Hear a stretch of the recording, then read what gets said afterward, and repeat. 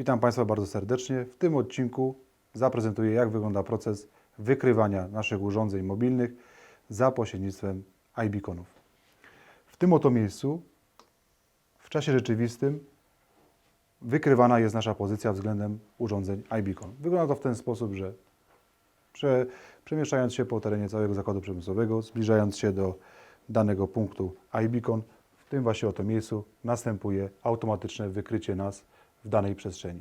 Jest to bardzo istotna funkcja, ze względu na to, że otwierane pozwolenia na pracę są dokładnie lokalizowane w miejscu, w którym się znajdujemy. Z takich ciekawostek dodam, że dzięki tej funkcji mamy wgląd do pełnej historii, gdzie użytkownicy naszego systemu lokalizowali się w czasie.